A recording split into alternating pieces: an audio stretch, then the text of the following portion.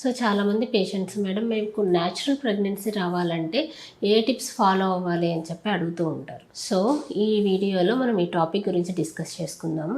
So యూజువల్గా ఆడవాళ్ళల్లో ovulation అంటే egg release అయ్యే టైం ఉంటుంది. సో దీన్ని ఫర్టైల్ పీరియడ్ అంటారు. సో ఈ ఫర్టైల్ పీరియడ్ ఎప్పుడు ఉందో అంటే ఒక్కొక్క పేషెంట్కి కొంచెం 1 or 2 days అటు ఇటుగా ఉంటుంది. అండ్ కొంతమంది పేషెంట్స్లో సపోజ్ పీసీఓడి అలాంటి ఇష్యూస్ ఉన్న పేషెంట్స్లో అసలు ఎగ్గే రిలీజ్ అవ్వదు. సో దీన్ని అనోవ్యులేషన్ అంటారనమాట.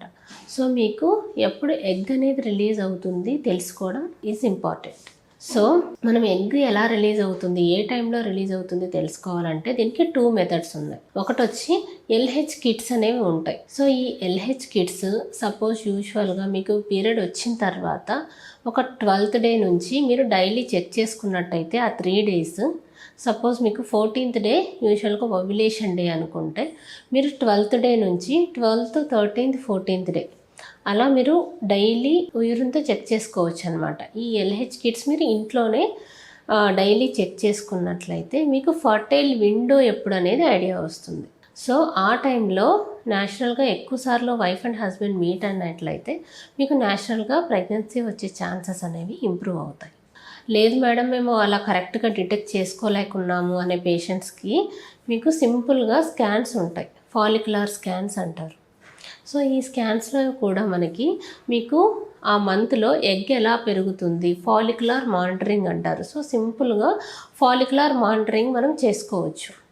సో దీనికోసం డేట్ వచ్చిన 2nd day మీరు హాస్పిటల్కి రావాల్సి ఉంటుంది.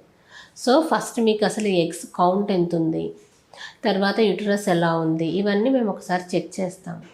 సో దాని తర్వాత అరౌండ్ ఒక day 10 వచ్చినట్లయితే మీకు ఎగ్ ఎలా ఉంది, సపోజ్ అరౌండ్ ఆ రోజుకి అట్లీస్ట్ ఒక 14 to 15 mm ఉండాలి. సో దాన్ని బేస్ చేసుకొని ఆ నెక్స్ట్ 2 daysకి ఇంకొకసారి స్కాన్ ఉంటుంది.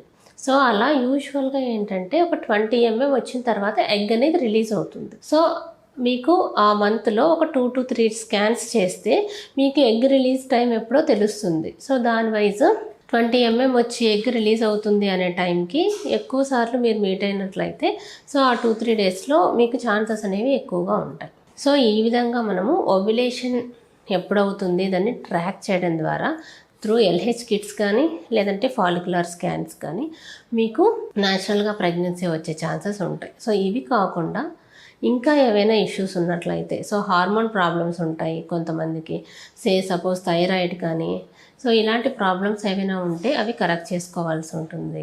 ఇంకా వెరీ సింపుల్ కొన్ని లైఫ్ స్టైల్ మోడిఫికేషన్స్, మీరు వెయిట్ ఎక్కువగా ఉన్నట్లయితే కొంచెం వెయిట్ రెడ్యూస్ అవ్వడము, so out side junk foods కొంచెం అవాయిడ్ చేయడము, సో డైలీ ఎక్సర్సైజ్ చేయడము, అంటే చాలా చిన్న వాటి ద్వారా మీరు ఫర్టిలిటీ కెపాసిటీని ఇంప్రూవ్ చేసుకోవచ్చు.